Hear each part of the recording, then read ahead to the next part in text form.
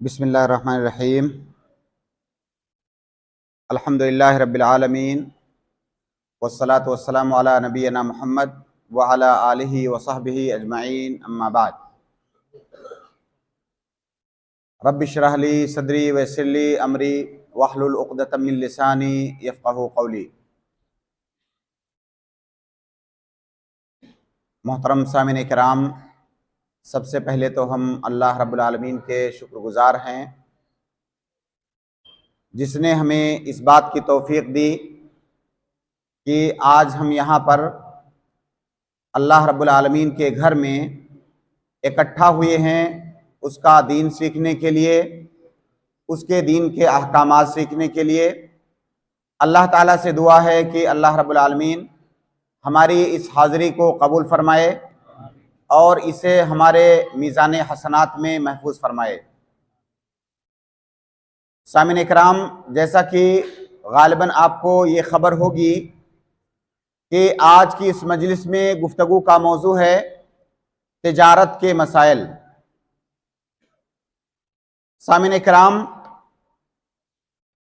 अगर दीन इस्लाम के अहकामात का आप जायज़ा लेंगे, अगर उन तमाम अहकामात को अगर आप यकजा करके उन पर एक नज़र डालेंगे तो आपको मिलेगा कि दीन अहकाम के मसाइल, दीन इस्लाम के मसाइल और उसके अहकामात को आप तीन हिस्सों में तकसीम कर सकते हैं, जैसा कि उलमा ने किया है।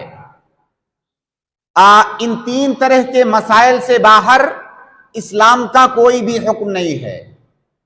पहली किस्म है अकीदे के मसाइल, जिसको कि हम तौहीद या ईमानियात या उसूल या अकीदे के मसाइल के नाम से जानते हैं।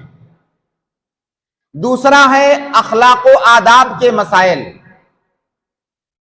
अकीदे के मसाइल से मुराद वो तमाम मसाइल जिनका ताल्लुक ईमानियात से है, जिनका ताल्लुक गालिबन बातनी उमूर से है, गायबाना बातों से है, जिनमें उमूमन फ़कत ईमान लाना और अकीदा रखना होता है, आज़ा और जवारे से अमल नहीं करना होता है।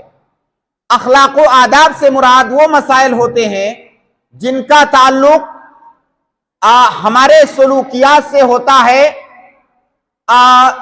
हमारे सलूक को, हमारे बर्ताव को मुहज़्ज़ब बनाने के लिए जो मसाइल या जो अहकामात नाजिल किए गए हैं उनको अखलाकियात कहा जाता है।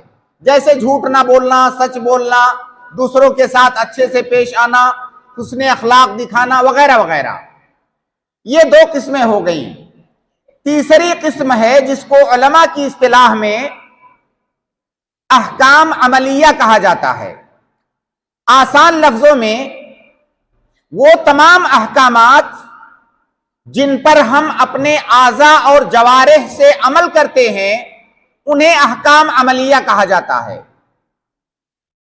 और अमली अहकाम को या अहकाम अमलिया को अगर आप तकसीम करने जाएंगे तो मुख्तसर और बुनियादी तरीके से इनकी दो किस्में हैं। आज की हमारी गुफ्तगू का ताल्लुक अहकाम अमलिया से है। शुरू में ये तकसीम मैंने आपको इसलिए बता दी ताकि बात आपके सामने मुकम्मल तौर से वाज़े रहे कि इस्लाम के अहकाम की बुनियादी तौर से तीन किस्में, अकायद, अखलाक व आदाब और अहकाम अमलिया। आज की हमारी गुफ्तगू का ताल्लुक अहकाम अमलिया से है। अहकाम अमलिया को बुनियादी तौर से दो हिस्सों में तकसीम किया जा सकता है। एक वो जिनको उलमा की इस्तिलाह में, फुक़हा की इस्तिलाह में इबादात कहा जाता है, अहकामुल इबादात, और दूसरा वो जिनको मुआमलात कहा जाता है। इबादात का मतलब क्या है? इबादात का मतलब वो तमाम अहकामात जिनका ताल्लुक हमारे और हमारे रब के दरमियान होता है। वो तमाम चीजें जो हमारे और हमारे रब के दरमियान होती हैं उन्हें इबादात कहा जाता है। जैसे नमाज पढ़ना, अगर आप नमाज पढ़ते हैं तो इसका ताल्लुक किसी बंदे से नहीं है। रोजा रखना, हज करना, जिक्र अज़कार करना, कुरान की तिलावत करना, ये दुआ करना, इस्तिग़फ़ार करना, ये तमाम चीजें ऐसी हैं जिनका ताल्लुक बंदे और बंदे के रब के दरमियान होता है। इनको इबादत कहा जाता है। दूसरा है मुआमलात। मुआमलात का मतलब क्या है? मुआमलात का मतलब यह है कि इस दुनिया में, इस समाज में हमारे आसपास बहुत सारे लोग रहते हैं। हमारे घर के लोग रहते हैं, खानदान के लोग रहते हैं, समाज के दीगर अफराद रहते हैं, और इन सब के साथ हमारा कोई ना कोई ताल्लुक होता है। इन सब के साथ हमारा कोई ना कोई मुआमला होता है। इन सब के साथ हमारा लेन देन का ताल्लुक होता है बहुत सारे उमूर में। तो हमारे और बंदों के दरमियान जो ताल्लुकात होते हैं उन्हीं को मुआमलात कहा जाता है। हमारे और किसी दूसरे बंदे के दरमियान जो ताल्लुक पैदा होता है उसे मुआमलात कहा जाता है। कभी तो ताल्लुक शादी ब्याह की शक्ल में होता है, कभी वो ताल्लुक किसी और रिश्तेदारी की शक्ल में होता है, कभी वो ताल्लुक आपस में किसी माली मुआमलात के थ्रू से होता है। हम कोई लेन देन करते हैं, कोई चीज खरीदते हैं, कोई चीज बेचते हैं, ये तमाम चीजें मुआमलात के बाब से आती हैं। आज की जो हमारी गुफ्तगू है इसी मुआमलात से मुताल्लिक है। हम बंदों के दरमियान जो माली मुआमलात होते हैं, मुख्तलिफ नौइयत के मुआमलात होते हैं, मुख्तलिफ किस्म के। उन्हीं अक़साम में से एक किस्म है तिजारती मुआमलात। क्योंकि जब हम समाज के अंदर रहते हैं तो एक दूसरे से कोई चीज खरीदना, कोई चीज बेचना, ये हम इंसानों की जरूरत है। इस दुनिया में कोई भी इंसान तन्हा जिंदगी नहीं गुजार सकता। कोई भी इंसान ये दावा नहीं कर सकता कि मैं अपने तमाम मसाइल खुद हल कर सकता हूं, या मेरे पास मेरी जरूरत की तमाम चीजें मौजूद हैं, मुझे किसी की जरूरत नहीं है।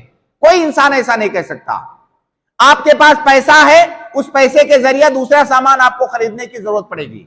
दूसरे आदमी के पास सामान है, उसे पैसे की जरूरत है।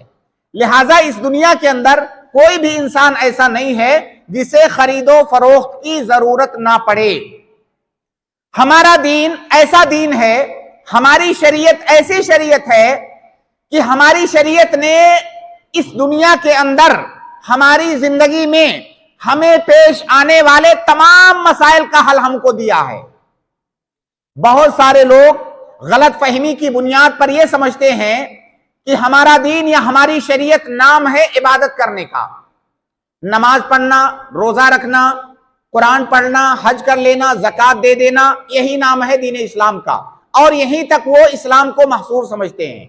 सामने कराम, इसीलिए मैंने अपनी शुरू की गुफ्तगू में आपको बता दिया कि जिस तरह से हमारी शरीयत के अंदर इबादत एक बाब है, जिस तरह से इबादत करना ये दीन का हिस्सा है, उसी तरह से इस दुनिया के अंदर लोगों के साथ मुआमलात करना ये भी दीन का हिस्सा है।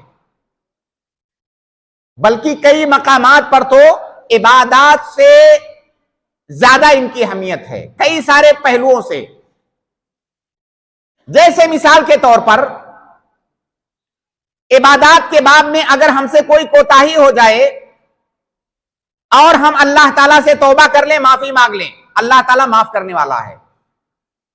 लेकिन मुआमलात के बाब में हमारा आपसी जो लेन देन होता है, अगर वहां पर हमसे कोई चूक हुई है, कोई गलती हुई है, किसी के साथ कोई ज्यादती हो गई है, और हम जाकर के अल्लाह ताला से तौबा करें, माफी मांगे, तो क्या अल्लाह ताला माफ कर देगा? नहीं।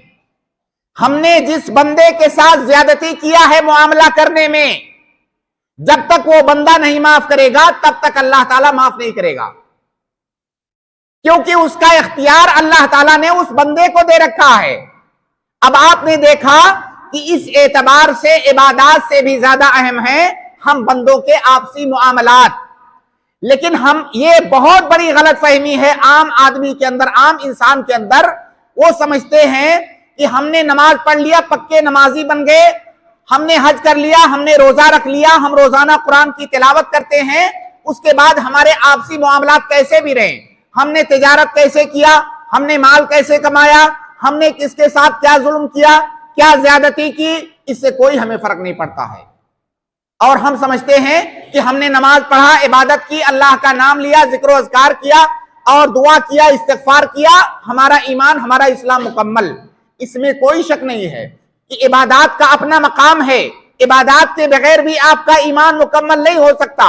लेकिन ये जो हमारे आपस के मामलात हैं, खास तौर से तिजारत के मामलात, जिनमें हर आदमी को कभी ना कभी पढ़ना पड़ता है, चाहे कोई गरीब हो, अमीर हो, जवान हो, बूढ़ा हो, हर इंसान को जरूरत पड़ती है खरीदो फरोख्त की और दूसरों के साथ मुआमला करने की। लेकिन हम इसे दुनियावी मुआमला समझ करके हम इसमें लापरवाही बरतते हैं। अल्लाह के नबी सल्लल्लाहु अलैहि वसल्लम की एक हदीस है कि लयअतियन्ना अलन्नास ज़मानुन ला युबाली फीहिल मरअु मिन ऐन अखज़ल माल अमिनल हलाल अम मिनल हराम। अल्लाह के नबी सल्लल्लाहु अलैहि वसल्लम ने पेशीन गोई की कि एक जमाना ऐसा आएगा कि उस जमाने में इंसान इस बात की परवाह नहीं करेगा कि माल कहां से लाया है, कहां से कमा करके लाया है, हराम से लाया है कि हलाल से लाया है, पैसा होना चाहिए, कैसा है इसकी कोई परवाह नहीं, पैसा हो कैसा भी हो। ये इस हदीस का मतलब है। आप सोचिए और गौर कीजिए, अपने आसपास देखिए, क्या वो जमाना आ गया है या नहीं आ गया है। सामने कराम, हमारी शरीयत में हलाल माल की बहुत ज्यादा अहमियत है। हमारा ये मौजू नहीं है। देखिए, जो तिजारती मसाइल हैं या जो माली मुआमलात हैं, अभी थोड़ी देर पहले मैं किसी से अर्ज कर रहा था कि इस पर गुफ्तगू करने के लिए महीना चाहिए।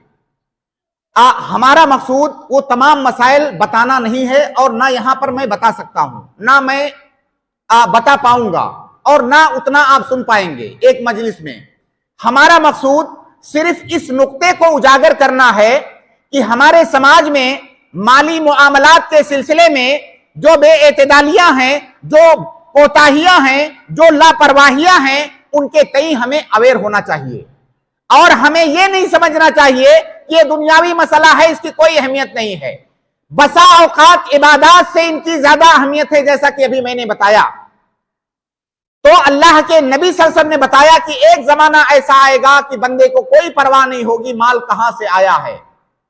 अल्लाह के नबी सल्लल्लाहु अलैहि वसल्लम की एक और हदीस सुनिए कि हलाल माल की क्या अहमियत है। अगर आपने हराम माल कमाया, हराम माल खाया, तो उसका अंजाम क्या होगा। अल्लाह के नबी सल्लल्लाहु अलैहि वसल्लम एक आदमी के बारे में बता रहे हैं कि एक आदमी है, युतीलुस सफर, लंबे सफर पर जाता है, अशअसा अगबर, वो आदमी के बाल परागंदा है, गुबार आलूद है उसका जिस्म। जाहिर है लंबे सफर पर गया है तो वहां पर कोई बन संवर के तो सफर में कोई रह नहीं सकता। सफर में उसके बाल परागंदा हैं, उसका जिस्म गुबार आलूद है, अशअसा अगबर। यरफाउ यदैहि, अपना हाथ उठाता है अल्लाह के सामने और कहता है या रब या रब, यानी दुआ करता है अल्लाह ताला के सामने, ऐ अल्लाह मेरी फला दुआ है, मेरी फला हाजत है, कबूल कर ले। आप गौर कीजिए कि अल्लाह के नबी सल्लल्लाहु अलैहि वसल्लम ने 4 चीजों का जिक्र किया यहां। एक आदमी सफर पे है, सफर की हालत में दुआ ज्यादा कबूल होती है, जैसा कि अल्लाह के नबी सल्लल्लाहु अलैहि वसल्लम की हदीस में है। एक आदमी परागंदा हाल है, यानी परेशान हाल है, परेशान हाल आदमी की दुआ ज्यादा कबूल होती है, जैसा कि अल्लाह के नबी सल्लल्लाहु अलैहि वसल्लम ने फरमाया, या कुरान के अंदर भी जैसा कि जिक्र है। इसी तरह से वो आदमी अल्लाह के सामने अपना हाथ उठाता है। हाथ उठाना ये दुआ के आदाब में से है, हाथ उठाकर दुआ करने से दुआ ज्यादा कबूल होती है। इसी तरह से वो आदमी कहता है या रब या रब, दुआ करने का सबसे बेहतरीन सेगा है या रब, क्योंकि जब आप या रब कहते हैं इसका मतलब होता है कि आप अल्लाह को करीब जान रहे हैं।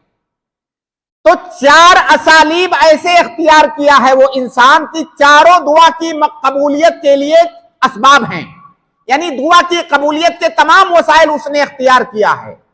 आगे सुनिए अल्लाह के नबी सल्लल्लाहु अलैहि वसल्लम क्या कहते हैं कि उस आदमी ने दुआ की कबूलियत के चारों असबाब को इख्तियार किया, तमाम वसाइल को इख्तियार किया। उसके बाद वो दुआ करता है। अल्लाह के नबी सल्लल्लाहु अलैहि वसल्लम कहते हैं कि वह मतअमुहु हराम, उसका खाना हराम है, वह मशरबुहु हराम, उसका पीना हराम है, वह मलबसुहु हराम, जिस्म पर जो लिबास है वो हराम है, हराम माल से आया है, वह गुज़िया बिल हराम, उसका जिस्म जो है हराम माल से पला हुआ है। फअन्ना युस्तजाबु लहू, ऐसे आदमी की दुआ कहां कबूल होगी? आप बताइए कि वो आदमी जिसने दुआ की कबूलियत के तमाम असबाब इख्तियार किए, हर तरह से उसने कोशिश किया कि उसकी दुआ कबूल हो, उसकी दुआ कबूल क्यों नहीं हो रही है? क्योंकि उसने हराम माल कमाया है। आप बताइए, हर आदमी अपने आप से पूछे कि क्या आप ये चाहेंगे कि आप जो नमाजें पढ़ते हैं वो नमाजें कबूल ना हो, आप जो दुआएं करते हैं वो दुआएं कबूल ना हो? कौन ऐसा मुसलमान है जो इस बात को अंगेज करेगा कि मैं कोई दुआ करूं और मेरी दुआ कबूल ना हो? अल्लाह के नबी सल्लल्लाहु अलैहि वसल्लम ने आपको बता दिया है कि अगर आप हराम माल खा रहे हैं, अगर अपने जिस्म को हराम माल से पाल रहे हैं, तो इस बात का इम्कान है कि आपकी दुआएं कबूल ना हो। आज हम शिकायत करते हैं, पूरी उम्मत मुस्लिमा शिकायत करती है कि दुनिया में मुसलमान परेशान हाल हैं, सब दुआ कर रहे हैं, अल्लाह की मदद नहीं आ रही है, हमारी दुआएं कबूल नहीं हो रही हैं। क्या हमने कभी असबाब पर गौर किया है? क्या हमने गौर किया है कि कहीं ऐसा तो नहीं कि पूरी उम्मत या उम्मत के बेशतर अफराद हराम खोरी के अंदर मुलव्वस हैं? कहीं ऐसा तो नहीं कि इसलिए हमारी दुआएं कबूल नहीं हो रही हैं? अल्लाह ताला, अल्लाह के नबी सल्लल्लाहु अलैहि वसल्लम कहते हैं कि वालिदैन की दुआ बच्चों के बारे में कबूल होती है, बच्चों की दुआ अपने वालिदैन के बारे में कबूल होती है। वालिदैन दुआ कर रहे हैं, दुआएं कबूल नहीं हो रही हैं, बच्चे दुआ कर रहे हैं, बच्चों की दुआएं कबूल नहीं हो रही हैं। क्या सबब है? कभी हमने गौर किया? कहीं ऐसा तो नहीं कि हमारा खाना पीना पहनना हराम है? सामिन कराम, इसलिए ये बात बहुत ज्यादा अहमियत की हामिल है कि हमारा माल कहां से आ रहा है, हराम से आ रहा है कि हलाल से आ रहा है। तो सबसे पहली बात जो मैं बताना चाहता हूं वो ये कि इस पुरफितन दौर के अंदर जहां हर इंसान नफसी नफसी में है, हाय हाय लगी हुई है, हर इंसान को माल चाहिए, दौलत चाहिए, इस दौलत के होड़ में जब आप माल कमाने जाएं, कोई बिजनेस करना चाहें, दुकान खोलना चाहें, कोई कारोबार करना चाहें, कोई नौकरी करना चाहें, कहीं से कोई माल कमाना चाहें, एक थोड़ी देर के लिए, एक घड़ी ठहर करके आप ये सोच लीजिए कि ये जो मैं करने जा रहा हूं क्या ये हलाल है या हराम है? अगर आपकी समझ में नहीं आ रहा है तो अपने आसपास किसी आलिम दीन से आप पूछिए। और आप ये मत समझिए कि हराम और हलाल का जानना ये सिर्फ उलमाए दीन पर वाजिब है। हजरत उमर के बारे में आता है कि आप बाजार में जाते, जब आप खलीफा थे, बाजार में जाते और लोगों से कहते कि जिसको हलाल और हराम के बारे में मालूमात नहीं है, जिसको खरीदो फरोख्त के मसाइल का पता नहीं है, वो अपनी दुकान उठा ले, यहां से उसे दुकान लगाने की इजाजत नहीं है। यानी जाओ पहले पढ़ के आओ, जाओ पहले फकीह बन के आओ, तिजारत के मसाइल सीख करके आओ, फिर तुम्हें दुकान लगाने की इजाजत है। ऐसा ना हो कि खुद भी हराम खाओ और दूसरे मुसलमानों को भी हराम खिलाओ। इसलिए जब आप कोई तिजारत करें, कोई कारोबार करना चाहें, तो पहले ये पता कर लें कि यह हलाल है या हराम। ऐसा मैं इसलिए कह रहा हूं कि कई सारे केसेस ऐसे आते हैं, कई सारे लोग ऐसे आते हैं सवाल लेकर के, उनका मसला जब बिल्कुल खराब हो चुका होगा, अब कुछ नहीं बचा है, 10-20 करोड़ कमा भी लिया है, अब उसके बाद उनको होश आता है हलाल और हराम जानने का। अब सारे मसाइल, वो सारे डोर इतने उलझ चुके हैं कि मुफ्ती भी उनको आसानी से नहीं सुलझा सकता। अब वो उनको होश आता है, आते हैं, पूछते हैं कि ये जो मैं कर रहा हूं हलाल है कि हराम? भाई, जिस दिन आपने शुरू किया था उस दिन क्या आपने पता किया था? क्या मुफ्ती साहब से, क्या आलिम दीन से पूछ करके आपने शुरू किया था? इसलिए हर मुसलमान पर सबसे पहले वाजिब है कि जब वो माल कमाना चाहे, तिजारत करना चाहे, सबसे पहले उसकी इंक्वायरी करे। आप जब कोई तिजारत करना चाहते हैं, आप पता करते हैं कि इसमें जाऊंगा तो प्रॉफिट होगा कि नहीं, फायदा होगा कि नहीं, जो है कामयाब होने का, सक्सेस होने का इसमें कितना चांस है। ये सारी चीजें अगर हम पता करते हैं तो हलाल हराम पता करना भी हमारी जिम्मेदारी है। इस बुनियादी और इब्तिदाई गुफ्तगू के बाद चंद एक मसाइल जिनका ताल्लुक इल्मी मसाइल से है या उसूल से है, मैं उन बाज उसूलों पर गुफ्तगू करूंगा। जैसा कि मैं पहले अर्ज कर चुका हूं कि तिजारत के तमाम मसाइल पर गुफ्तगू करना 2-4 घंटे के अंदर ये मुमकिन नहीं है, लेकिन इंशाअल्लाह कुछ ऐसे मसाइल पर गुफ्तगू करने की कोशिश करूंगा और कोशिश की जाएगी कि इतने आसान अंदाज में हो कि हर आम और खास के समझ में आ जाए। चंद ही एक मसाइल पर बात हो, लेकिन जो बात भी हो वो हमारी समझ में आए। देखिए, जो माली मुआमलात हैं, तिजारत के मसाइल हैं, आप उसमें दो बातें बुनियादी तौर से याद रखें। जब कोई तिजारत करना चाहे, कोई माली लेन देन करना चाहे, दो बात आप उसमें याद रखें कि कोई भी माली मुआमला या कोई भी खरीदो फरोख्त उस वक्त जायज और हलाल होगा जब उसके अंदर कुछ शर्तें पाई जाएंगी जो कि हमारी शरीयत ने बताई हैं। कुछ शर्तें पाई जाएंगी, इसी तरह से हमारी शरीयत ने कुछ रुकावटें बताई हैं जिन्हें कि मवाने कहा जाता है अरबी जुबान में। कुछ शर्तों का पाया जाना जरूरी है और कुछ मवाने और रुकावटें हैं जिनका ना पाया जाना जरूरी है। यानी शर्तें पाई जानी चाहिए, जो रुकावटें और मवाने हैं या हुर्मत के असबाब आप कह सकते हैं, हराम होने के असबाब, वो नहीं पाए जाने चाहिए। अगर इन दो बातों का आपने ख्याल रखा तो इंशाअल्लाह मोटे मोटे तौर पर आप किसी चीज के, किसी मामला के हराम होने का इल्म आपको आसानी से हो सकता है। तो सबसे पहले किसी खरीदो फरोख्त के लिए या उसके हलाल होने के लिए, जायज होने के लिए 7 शर्तें हैं। शर्त का मतलब यह होता है, ये एक टर्म है, शरई टर्म है शर्त। शर्त का मतलब होता है कि वो 7 चीजें उसमें पाई जानी चाहिए। अगर किसी एक चीज की कमी होगी तो वो मामला सही नहीं होगा, वो खरीदो फरोख्त, वो बयो शेरा सही नहीं होगा। पहली शर्त यह है कि जाहिर है जब हम कोई माली मामला करते हैं, खरीदो फरोख्त हो या कोई भी मामला हो, तो उसमें 2 पार्टियां होती हैं। 2 पार्टियां होती है, खरीदने वाला, एक बेचने वाला। उन दोनों पार्टियों की मुकम्मल तौर से रजामंदी जरूरी है। मुकम्मल तौर से रजामंदी के बगैर अगर मामला किया जा रहा है तो खरीदो फरोख्त जायज नहीं है। जो बेचने वाला है मुकम्मल अपनी मर्जी से बेचे, जो खरीदने वाला है मुकम्मल अपनी मर्जी से खरीदे। ये पहली शर्त है कि दोनों पार्टियों की रजामंदी का पाया जाना यह जरूरी है खरीदो फरोख्त के अंदर। दूसरी शर्त यह है कि दोनों पार्टियां ऐसी होनी चाहिए जिनका किसी माल के अंदर तसर्रुफ करने की इजाजत जिनको शरीयत ने दी हो।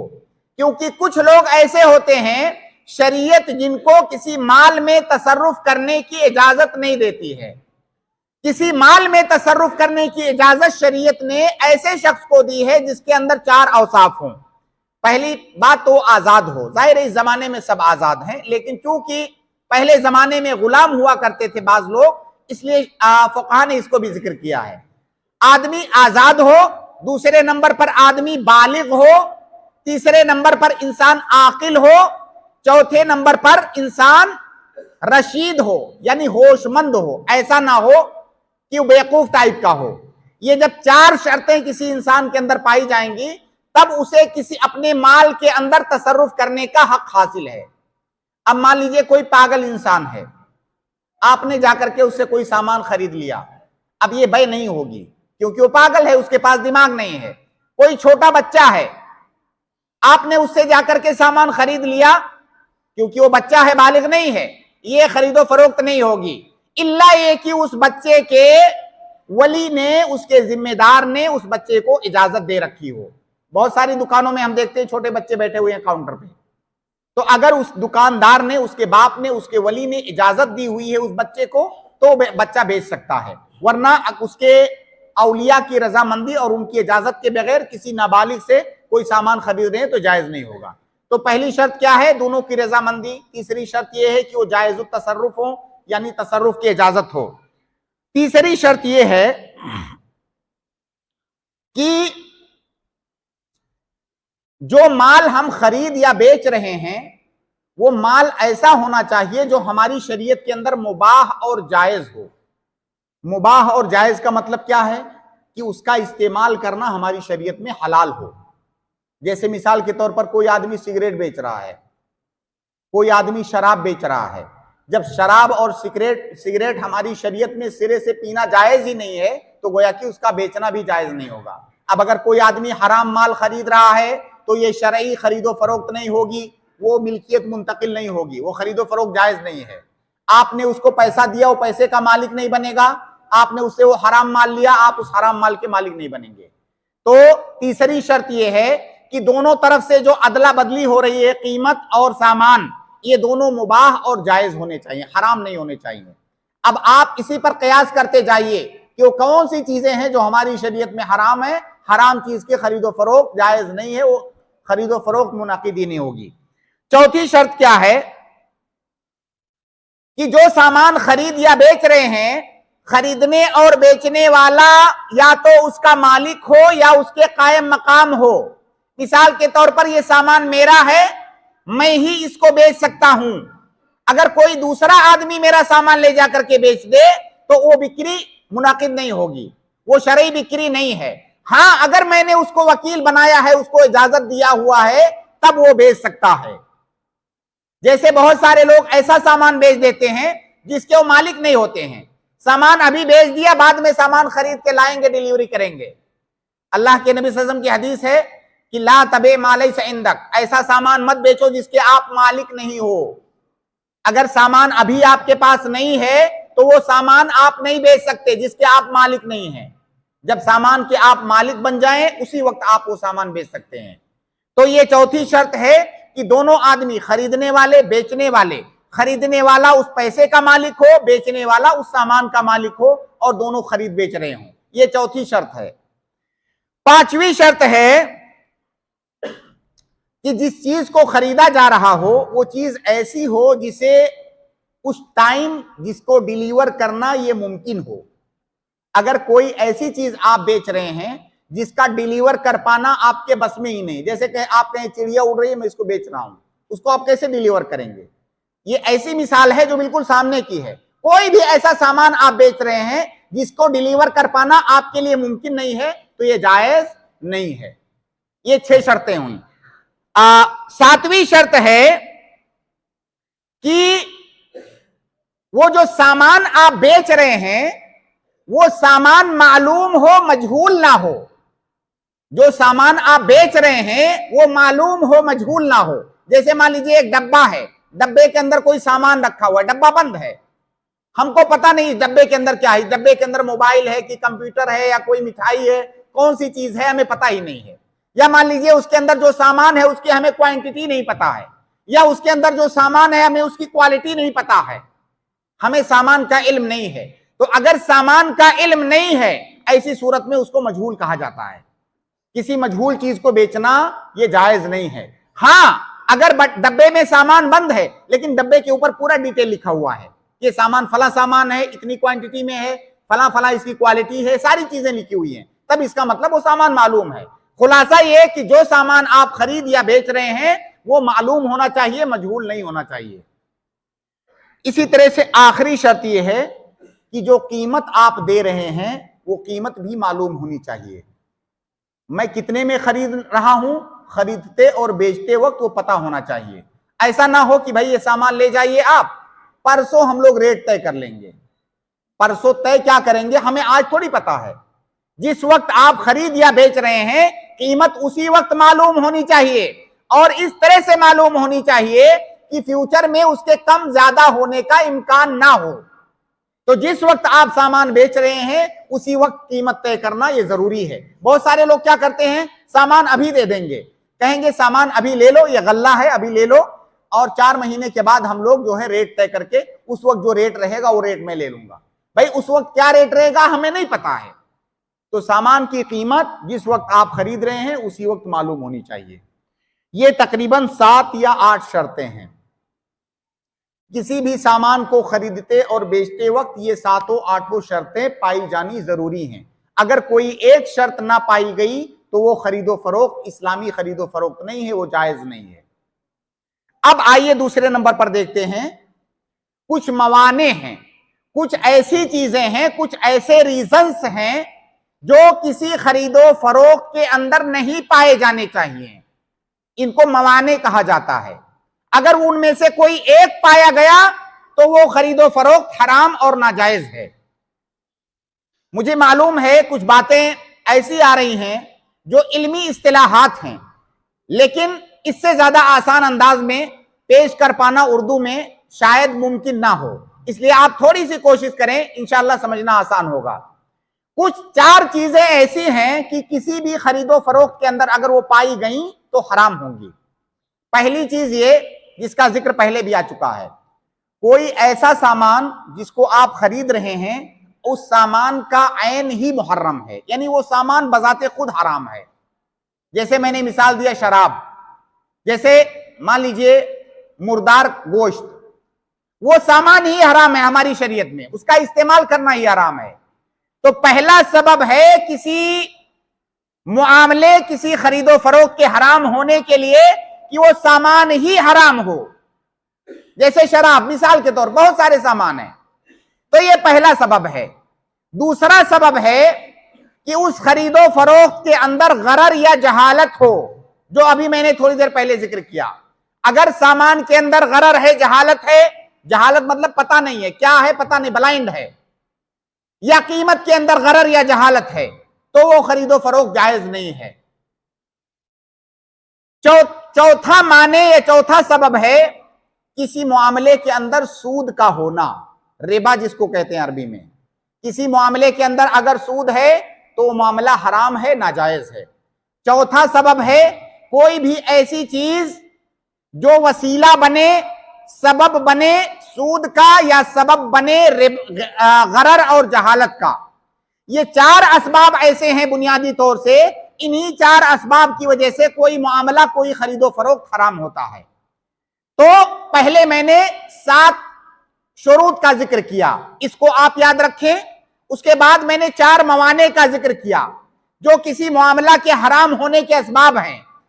ये इतनी चीजें अगर आदमी याद रखे और जब कोई भी मामला करने जाए तो देखे कि क्या इसके अंदर इनमें ये सारी शर्तें पाई जा रही हैं, क्या ये जो सारे मवाने हैं या असबाब हुर्मत हैं, क्या ये चीजें इसके, क्या इन चीजों से मामला खाली है।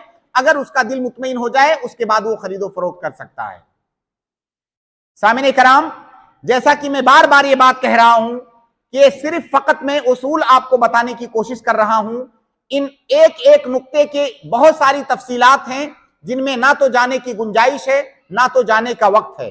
अब इसके बाद मैं चाहूंगा कि सूद से मुताल्लिक कुछ बातें मैं आपके सामने, और कुछ ऐसे जदीद मामलात जो हमारे और आपके समाज और मुआशरे के अंदर आज पाए जा रहे हैं और बहुत सारे आम और खास किस्म के लोग उसके अंदर मुलव्वस हैं, उसका जिक्र किया जाए। पहली बात तो आप ये समझ लें, मैंने जैसा कि अर्ज किया कि किसी खरीदो फरोख्त के लिए, किसी माली मुआमला के हराम होने के लिए एक सबब है सूद। किसी खरीदो फरोख्त के अंदर अगर सूद पाया गया, किसी मुआमला के अंदर अगर सूद पाया गया तो हराम है। सूद की हुर्मत इतनी बड़ी है, आप एक लाइन में उसको ऐसे समझें कि इस दुनिया के अंदर जितने भी मुआमलात पाए जाते हैं, हराम चीजें इस दुनिया के अंदर, उन तमाम चीजों में सूद की हुर्मत सबसे ज्यादा है, अलल इतलाक। बाज उलमा ने लिखा है कि जिस तरह से इबादत के बाब में शिर्क बहुत खतरनाक गुनाह है या सबसे खतरनाक गुनाह है, उसी तरह से मुआमलात के बाब में सूद से बड़ा गुनाह कोई नहीं है, अलल इतलाक। अगर किताब और सुन्नत के नुसूस का आप जायजा लेंगे जो सूद के बारे में वारिद हुई हैं, आपके रोंगटे खड़े हो जाएंगे। आज की इस दुनिया में हमारे चारों तरफ सूद फैला हुआ है, बहुत सारे लोग जाने अनजाने में उसमें मुलव्वस हो रहे हैं। वल्लाह, अगर कोई सूद के सिलसिले में जो वईद आई हुई है उसको पढ़े तो कोई भी मामला करने से पहले वो 100 बार सोचेगा, 100 बार जानने की कोशिश करेगा कि कहीं इसमें सूद तो नहीं है। ये इतना खतरनाक गुनाह है। अल्लाह के नबी सल्लल्लाहु अलैहि वसल्लम की एक हदीस है कि सूद के बहुत सारे दरवाजे हैं, सूद के 73 या 70 दरवाजे हैं, अल्लाह के नबी सल्लल्लाहु अलैहि वसल्लम ने जिक्र किया।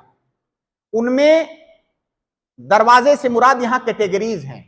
सूद की बहुत सारी कैटेगरीज हैं। उनमें सबसे छोटी कैटेगरी सूद की यह है कि कोई आदमी अपनी मां से जिना करे। आप बताइए, जिसके बारे में कोई इंसान सोच भी नहीं सकता, सोच के उसको घिन महसूस होगी।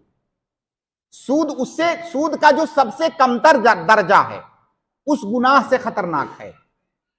अभी हमारे समाज में हम किसी इंसान के बारे में हमको पता चले कि उसने जिना किया है, आप मुहर्रमात से छोड़िए, मां का मसला छोड़िए, हमें ऐसे ही पता चले कि उसने जिना किया है, सोचिए समाज का कोई इंसान उसकी जानिब देखना पसंद नहीं करेगा। लेकिन हमारे मोहल्ले में, हमारे पड़ोस में, हमारे घर में एक इंसान रहता है जो रात दिन सूद का मामला करता है, उसके बारे में हम कुछ भी नहीं सोचते, हमें कोई परवाह नहीं होती है। लेकिन अगर कोई इंसान वो गुनाह, जबकि सूद खाना उस गुनाह से बड़ा गुनाह है, जैसा कि अल्लाह के नबी सल्लल्लाहु अलैहि वसल्लम ने बताया। इसी तरह से एक सहाबी हैं, वो कहते हैं कि मैं अगर 30 बार जिना कर लूं तो मेरे नजदीक ये कमतर है, अहवन है, मेरे नजदीक ये आसान है बनिस्बत इस बात के कि मैं 1 दिरहम सूद का खा लूं। 1 दिरहम अगर मैं सूद का खा लूं तो ये ज्यादा खतरनाक है बनिस्बत इसके कि मैं 30 बार जिना कर लूं। सही सनद से साबित है। अल्लाह ताला कुरान करीम के अंदर कहता है सूद के बारे में कि अगर सूद खाने से तुम फ़इल्लम तफ़अलू फ़अदनु बिहर्बिन मिनल्लाहि व रसूलिही, अगर सूद खाना नहीं छोड़ सकते तो अल्लाह और उसके रसूल से जंग करने के लिए तैयार हो जाओ, जंग का ऐलान कर दो। सूद खाना गोया कि अल्लाह और उसके रसूल से जंग करना है। कौन हम में से है जो अल्लाह और उसके रसूल से जंग करने के लिए रेडी है? बताइए, अल्लाह ताला से कौन बंदा है जो जंग करेगा? अब आप सोचिए कि आपके समाज और मुआशरे में कितने ऐसे लोग हैं जिन्होंने अल्लाह से जंग का ऐलान कर रखा है। ऐसा समाज और मुआशरा क्या कभी कामयाब हो सकता है? क्या ऐसा कोई फर्द कामयाब हो सकता है जिसने अल्लाह और उसके रसूल से ऐलान जंग किया हुआ हो? सूद की वो हुर्मत है, अगर सिर्फ उसके हुर्मत के बारे में जो नुसूस वारिद हुई हैं, अगर सिर्फ उसे बयान किया जाए तो घंटों लगेगा। बस सिर्फ एक लाइन में इतना समझिए कि दुनियावी मुआमलात में सूद से बड़ा कोई गुनाह नहीं है। और सूद का मसला, सूद के अलावा जो दीगर माली हराम मुआमलात हैं, जैसे गरर और जहालत का मसला है या और दूसरे मसाइल हैं, उन मसाइल में हमारी शरीयत ने कई जगह पर जो है आसानियां रखी हैं। लेकिन सूद का मसला एक ऐसा मसला है कि अगर सूद के अंदर, अगर किसी मामले के अंदर सूद का शायबा भी पाया जाए, शायबा, शक पाया जाए, अगर वो वसीला और जरिया बन रहा हो सूद तक जाने का, तो हमारी शरीयत उसको हराम करार देती है। यानी डायरेक्ट वो सूद नहीं है, लेकिन वो मुस्तकबिल में, फ्यूचर में जरिया और सबब बन सकता है वो मामला, उसको भी हमारी शरीयत ने हराम करार दिया है। सूद के मसले में मैंने जितना सेंसिटिव पाया अपनी शरीयत को, दुनियावी मामलात में किसी भी मामले के अंदर इतना सेंसिटिव नहीं है। लेकिन हमारी क्या पोजीशन है? कोई मसला नहीं है, मतलब जैसे ऐसे लगता है जैसे कुछ हुआ ही नहीं है, और पूरे समाज और मुआशरे में सूद के मसाइल फैले हुए हैं। सूद की कई एक किस्में हैं, मैं उन अकसाम में भी नहीं जाऊंगा। देखिए 7:30 बजने वाले हैं। सूद की कई एक अकसाम हैं, उन तमाम अकसाम के साथ सूद हराम है। मैं चंद एक मसाइल का जिक्र करूंगा जो हमारे समाज में फैला हुआ है। हमारी माएँ और बहनें भी यहां पर मौजूद हैं, जैसा कि बताया गया। एक मसला उनसे मुताल्लिक है, जेवरात से मुताल्लिक, सोने और चांदी के जेवरात। अभी बहुत ज्यादा ये सवाल आता है और बहुत ज्यादा मार्केट में एक मसला फैला हुआ है कि बहुत सारे लोग जो मान लीजिए मिडिल क्लास के लोग कह सकते हैं, जिनके पास एक बड़ी रकम इकट्ठा नहीं होती है, जब उनको जेवर खरीदना होता है तो सोनार के पास जाते हैं। सोनार की तरफ से ऑफर होता है कि आप थोड़ी थोड़ी रकम हमारे पास जमा करते रहिए हर महीने, जब एक बड़ी रकम हो जाएगी इतने दिन बाद आप आइएगा, उस दिन जो सोने की कीमत होगी उस कीमत से हम आपको सोना दे देंगे। और ऐसा किया जा रहा है, ऐसा हो रहा है। क्या मैं सही कह रहा हूं? ऐसा होता है या नहीं? आप लोग के यहां होता है कि नहीं ऐसा? सोनार के यहां लोग पैसा जमा करते रहते हैं, जब बड़ी रकम हो जाएगी तो सोनार आपको सोना देगा। ऐसा हो रहा है, बहुत सारे लोग करते हैं। ये हराम है, ये सूद है। सोने और चांदी के बारे में अल्लाह के नबी सल्लल्लाहु अलैहि वसल्लम ने फरमाया कि अद्दहब बिद्दहब यदम बियदिन, मिथलम बेमिथलिन यदम बियदिन। अगर सोना या चांदी आप खरीद रहे हैं, वल फिद्दतु बिल फिद्दति यदम बियदिन, सोना या चांदी आप खरीद बेच रहे हैं तो हाथ के हाथ होना चाहिए, तकाबुज जिसको कहते हैं। अगर आप पैसा देकर के सोना ले रहे हैं, एक हाथ से पैसा दीजिए, दूसरे हाथ से सोना लीजिए, आप उसको उधार नहीं रख सकते। अब आप बताइए कि कितनी बड़ी तादाद है हमारे समाज में जो इसमें मुलव्वस है, ये सूद है। इसी तरह से एक मसला और होता है, हम पुराना सोना लेकर के गए, बहुत सारे लोग हैं जो पुराने जेवरात को बदलते हैं। सोनार के पास पुराना सोना लेकर के गए, हमको नया जेवर चाहिए। औरतों के साथ ज्यादा ये मामला होता है। तो इसलिए हमारी माएं और बहनें इसको गौर से सुन लें और आज ही से तहैया कर लें कि हम मुस्तकबिल में कभी भी इसमें दोबारा मुलव्वस नहीं होंगे। आप पुराना सोना लेकर के गए सोनार के पास, आपका 100 ग्राम का सोना जेवर है, पुराना जेवर, आपको नया चाहिए। जाहिर है सोनार तो आपको 100 ग्राम नहीं देगा, नया सोना वो 100 ग्राम कभी नहीं देगा। उसने बनाया है, मेहनत किया है, डिजाइन है, क्या क्या है उसमें, वो आपको 100 ग्राम के बदले 90 ग्राम देगा, 80 ग्राम देगा, बहरहाल वो कम करके देगा। अब आप क्या करते हैं कि आपने 100 ग्राम सोना सोनार को दिया, उससे 80 ग्राम लिया नया सोना। ये हराम है, ये सूद है। जैसे कि मैंने अभी हदीस पढ़ा आपके सामने, उबादा इब्न सामित की रिवायत है कि अगर सोने को सोने से बेच रहे हैं तो बराबर होना चाहिए, कम ज्यादा नहीं होना चाहिए। इसमें पुराने और नए की कोई कैद नहीं है कि पुराना है और नया है तो कम ज्यादा हो सकता है, और ये मामला भी हो रहा है। इसका आसान इलाज और इसका आसान हल ये है कि आप पुराने सोने को पहले बेच दीजिए, सोनार से पैसा ले लीजिए, पैसा आपके पास आ गया जेब में, अपने हाथ में ले लीजिए। याद रखिए, ऐसा नहीं कि सिर्फ कागज पे हिसाब कर दिया, पैसा उससे ले लीजिए, सोनार से पैसा आपके पास आ गया, अब उससे नए सिरे से दूसरा मामला कीजिए। अब बताइए ये नया सोना है, इसकी क्या कीमत है, अब मैं इसको खरीदना चाहता हूं या चाहती हूं। आसान तरीका है, कौन इसको नहीं कर सकता है, लेकिन हम थोड़ी सी तन आसानी उसमें आकर के हम सूद के अंदर मुलव्वस हो जाते हैं। इसी तरह से सूद के मसाइल में से वो मसाइल जो जिनका ताल्लुक सूद से है और हमारे समाज में फैले हुए हैं, उन्हीं में से एक ईएमआई का मसला है।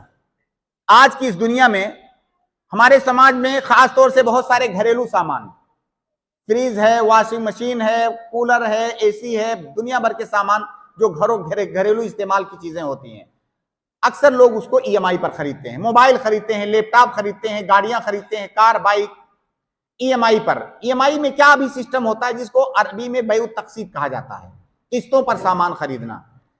किस्तों पर क्या होता है कि आपने कोई सामान खरीदा, उसकी जो कीमत है आप उसको 10 किस्तों में, 15 किस्तों में भरेंगे, सामान आपको अभी डिलीवर कर दिया जाएगा।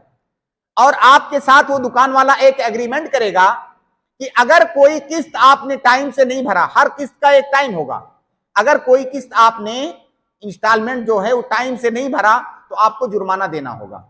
ये सरासर सूद है। अगर इस शर्त के साथ आपने किस्त पर सामान खरीदा तो ये सूद है। सूद इसलिए है, ये सूद इसलिए है कि आपने जब सामान खरीद लिया, सामान ले लिया और आपके जिम्मा उस दुकानदार का जो है कर्ज है, अब वो दुकानदार आपको मोहलत दे रहा है और इस मोहलत के बदले में आपसे ज्यादा कीमत ले रहा है, तो ये सूद है। इसी को सूद कहा जाता है। अज़्ज़ियादा फ़िद्दैन साबित फ़िद्दिम्मा, फ़ुक़हा की इस्तिलाह में कहते हैं। तो और ये भी हो रहा है। अब बहुत सारे लोग क्या कहते हैं कि भाई हम ईएमआई पर सामान खरीद लेंगे, लेकिन हम कोई भी किस्त जो है डिले नहीं करेंगे, हम टाइम से भर देंगे, हम टाइम से भर देंगे, कोई मसला नहीं, हमको सूद नहीं देना पड़ेगा। ये भी हराम है, इसलिए कि जरूरी नहीं है कि जब आप सूद देंगे तभी वो हराम होगा। आपने सूद पर एग्रीमेंट किया हुआ है, उस एग्रीमेंट के साथ खरीदना ही जायज नहीं है। इसलिए आज के तारीख में मेरे इल्म के हद तक कोई ऐसी कंपनी नहीं होगी ईएमआई की जो आपको 0% सूद के साथ आपको सामान दे। वो आपके एग्रीमेंट में ये शर्त, ये कंडीशन जरूर लिखती है कि अगर आपने मिस किया तो आपको ज्यादा देना होगा। तो इस शर्त के साथ खरीदना जायज नहीं है। इसलिए कोई सामान खरीदना हो तो आप नकद और कैश खरीदिए, आप सस्ते के चक्कर में मत रहिए। पैसा नहीं है तो अभी मत खरीदिए।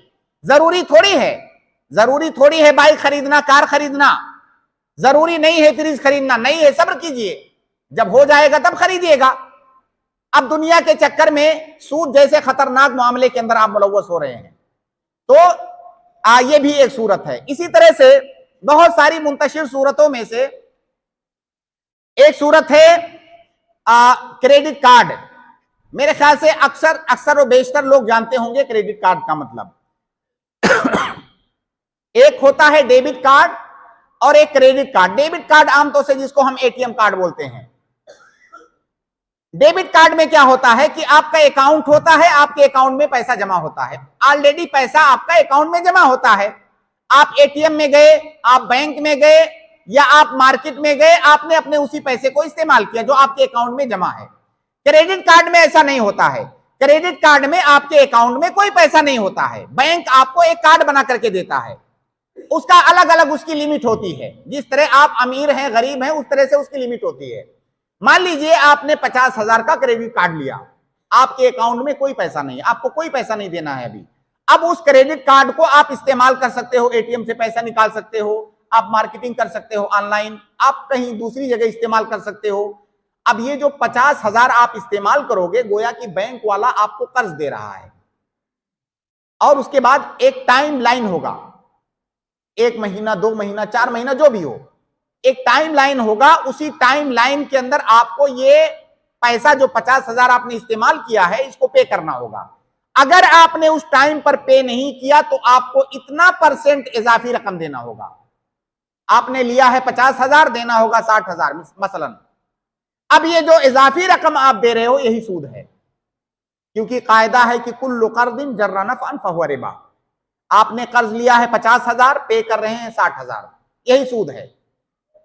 लिहाजा क्रेडिट कार्ड की जो मौजूदा शक्लें हैं वो जायज नहीं है, हराम है।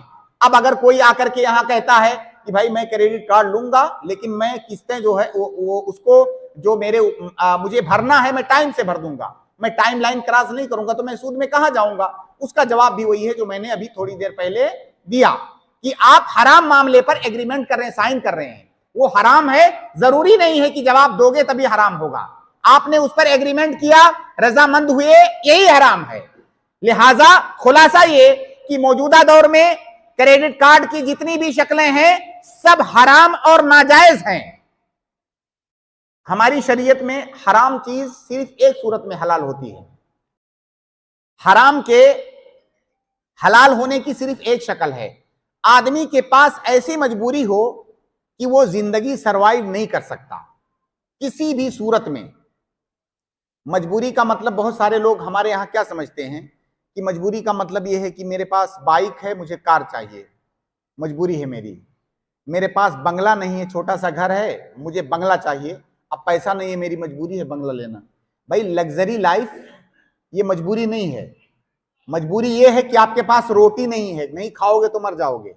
मजबूरी ये है कि आपके तन पे कपड़ा नहीं है। मजबूरी ये है कि आपके सर पे छत नहीं है, बारिश में भीग रहे हो, ये मजबूरी है। लग्जरी लाइफ मजबूरी नहीं है। तो अगर आपके पास कोई ऐसी मजबूरी है तो क्रेडिट कार्ड आप ले सकते। क्रेडिट कार्ड ही नहीं, कोई भी हराम।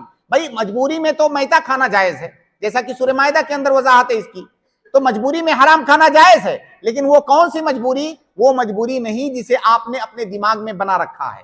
मजबूरी वो जिसको शरीयत मजबूरी कहती है। अब अगर किसी ऐसे मुल्क में है जहां पर हुकूमत आपको क्रेडिट कार्ड लेने के लिए मजबूर कर रही है, कुछ ममालिक हैं ऐसे, हिंदुस्तान नहीं है उनमें से, तो वहां पे आप क्रेडिट कार्ड लीजिए। जैसे कि मिसाल के तौर पर बैंक का मसला है, बैंक के मसले को भी मुख्तसर समझ लेते हैं।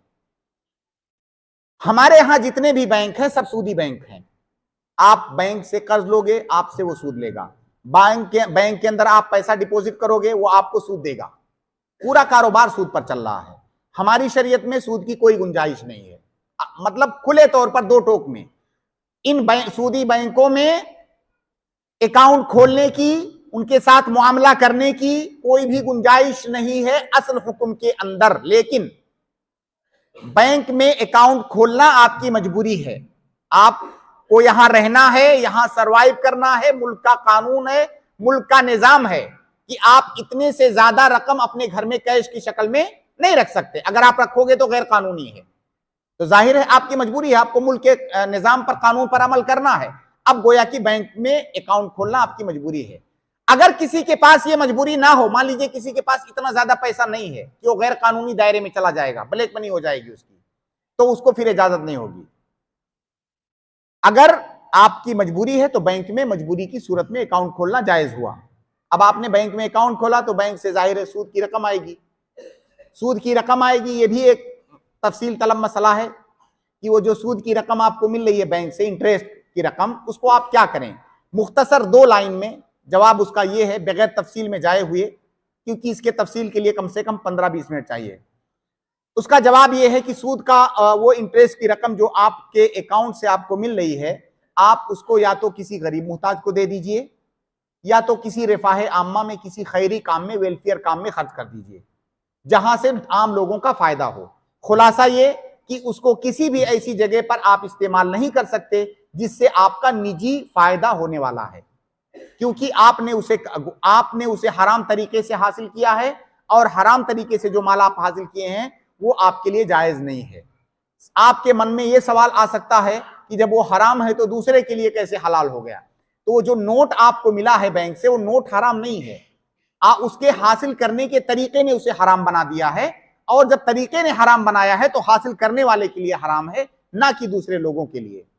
तो उसको आप बैंक से ले लीजिए, बैंक में छोड़ेंगे तो वो सूदी बैंक उसका सूद में ही इस्तेमाल करेगा, गलत कामों में भी ही इस्तेमाल करेगा। वहां से ले लीजिए और उससे छुटकारा हासिल करने की नीयत से आप उसे किसी अच्छी जगह पर, ऐसी जगह पर लगा दें जिससे लोगों को फायदा हो, या किसी गरीब मुहताज को दे दें। आप उसको अपने ऊपर खर्च ना करें। इसी तरह से जो मसाइल हमारे समाज में अभी फैले हुए हैं बहुत सारे, उन्हीं मसाइल में से एक मसला है, आजकल नौजवान माशाल्लाह, बहुत सारे नौजवान दिन भर मोबाइल में लगे रहते हैं वो शेयर खरीदने में। हर वक्त वो जो उनको, क्योंकि अभी जो रुझान बन चुका है शॉर्टकट से पैसा कमाना है, बैठे बैठे शॉर्टकट से सबको अमीर बनना है। अब वो शेयर खरीदते हैं कंपनियों के, बहुत सारी कंपनियां हिंदुस्तान में भी, इंटरनेशनल कंपनियों में भी वो शेयर खरीदते हैं। अगर किसी कंपनी में आप शेयर खरीदना चाहते हैं, उसके लिए 3 बातों का ध्यान रखें, बगैर तफसील में जाए हुए। यहां पर भी हम तफसील में नहीं जा सकते। 3 चीजें सिर्फ आप चेक करें उस कंपनी के अंदर। आप ये चेक करें कि वो कंपनी जिस चीज का कारोबार कर रही है वो हलाल है कि नहीं, जैसा कि मैंने शुरू में बयान किया कि वो सामान हलाल होना चाहिए। तो कंपनी जिस चीज का कारोबार पर बेस्ड है वो कारोबार असलन हलाल है या हराम। कंपनी शराब बना रही है, सिगरेट बना रही है, या दूध बेच रही है, आप चेक कीजिए। आपने अगर पाया कि हराम चीज का कारोबार कंपनी कर रही है, उसमें आप शेयर नहीं खरीद सकते। आपने पाया कि कंपनी हलाल चीज का कारोबार कर रही है, दूध की कंपनी है, मसलन कपड़े की कंपनी है, अब गोया कि वो हलाल चीज का कारोबार कर रही है। दूसरे नंबर पर आप चेक कीजिए दूसरी चीज। अब गोया कि एक स्टेप आपने तय कर लिया। दूसरी चीज आप ये चेक कीजिए कि कंपनी का जो दस्तूर है, कानून है, क्या उसके अंदर कोई गैर शरई चीज पाई जा रही है। हर कंपनी को रन करने का एक निजाम, एक उसूल होता है, लिखा हुआ होता है बाकायदा तहरीरी शक्ल में। अगर उस कंपनी के रूल में लिखा हुआ है कि जब ये कंपनी इसको जरूरत पड़ेगी तब ये सूद पर कर्ज ले लेगी बैंकों से, या और इस तरह की कोई चीज, सूद की मिसाल तो ये सिर्फ फकत एग्जाम्पल है, कोई और चीज ऐसी पाई जा रही है उसके दस्तूर में जो हराम है हमारी शरीयत में, तो अब यहां पर भी गोया कि आपको उस कंपनी के अंदर शेयर नहीं खरीदना है। लेकिन अगर यहां पर भी दूसरे स्टेप पर भी आपने पाया कि कंपनी साफ शफाफ है, उसके कानून और दस्तूर के अंदर भी कोई गैर शरई चीज नहीं पाई जा रही है, तो अब दूसरा स्टेप आपने क्रॉस कर लिया।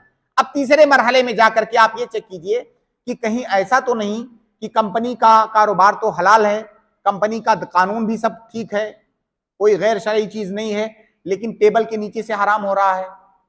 क्योंकि बहुत सारी कंपनियों वाले चालाकी में ऐसा भी करते हैं कि ना तो दस्तूर में उनके कोई गड़बड़ी है, ना तो कारोबार में कोई गड़बड़ी है, लेकिन जब जब उन्हें जरूरत होती है वो बैंकों से सूदी लोन उठाते हैं। अगर ऐसा भी हो रहा है तब भी आप उसमें नहीं जा सकते। लेकिन अगर इन तीनों चीजों के अंदर वो कंपनी साफ और शफाफ है तो आप उस कंपनी का शेयर खरीद सकते हैं। लेकिन अगर कहीं पर कोई गड़बड़ी है इन तीनों चीजों में से किसी भी एक चीज के अंदर, तो आप शेयर नहीं खरीद सकते। बहुत सारे लोग आपको, उलमा टाइप के लोग, उलमा नहीं उलमा टाइप के लोग, ये बताते हुए मिलेंगे कि अगर कंपनी का जो कैपिटल है उस कैपिटल में सिर्फ 33% सूद है, या 1/3 से कम सूद है, 25% सूद है, तो आप ले सकते हो। आप पूछोगे क्यों, वो कहेंगे कि भाई अल्लाह के नबी सल्लल्लाहु अलैहि वसल्लम ने कहा अस्सुलुसु वस्सुलुसु कसीर, एक हदीस है वसीयत के बाब में कि 1/3 को या उससे नीचे को हमारी शरीयत ने थोड़ा माना है। तो सूद थोड़ा है, हराम थोड़ा है, हलाल ज्यादा है, इसलिए आप उस कंपनी में शेयर ले सकते हो। ऐसा कुछ लोगों को कहते हुए आप पाएंगे। अल्लाह के लिए ऐसे लोगों के झांसे में मत आइए। अगर 1 रुपया, अगर 1 अरब की कंपनी में 1 रुपया भी सूद का लगा हुआ है तो वो कंपनी हराम और नाजायज है, उसमें आप शेयर नहीं ले सकते। सूद के बाब में मैंने शुरू में बताया कि इसमें कोई गुंजाइश नहीं है, कम ज्यादा का के दरमियान कोई फर्क नहीं है, कम ज्यादा के दरमियान कोई फर्क नहीं है कि कम है। कहीं पर कुरान में या हदीस में नहीं है कि सूद कम है तो जायज है, ज्यादा है तो नाजायज है, कहीं ऐसा नहीं है। 1 रुपया, 1 चवन्नी भी सूद है तो हराम है।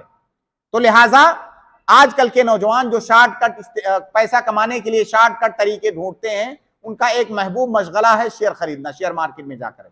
इसी तरह एक और चीज से आप होशियार रहें। बहुत सारी कंपनियां, उनके वेबसाइट पे आप जाएंगे तो लिख के वो एक जो है उसमें कॉलम रहता है शरिया कंप्लायंट। अब शरिया कंप्लायंट उनका क्या होता है, यही 33%, यानी सूद की रकम कम है, हराम कम है, हलाल ज्यादा है। तो शरिया कंप्लायंट के नाम पे कुछ उलमा नुमा लोगों से फतवे लिए रहते हैं और उसमें कहते हैं कि शरिया कंप्लायंट है, मुसलमानों आओ और शेयर खरीदो। आप उनके धोखे में मत आए, आप उसके बारे में डिटेल पता करें कि क्या ये शरिया कंप्लायंट का इनका मतलब क्या है। जब 0% सूद होगा तब आप खरीदिए, 1% भी है तो वो हराम और नाजायज है।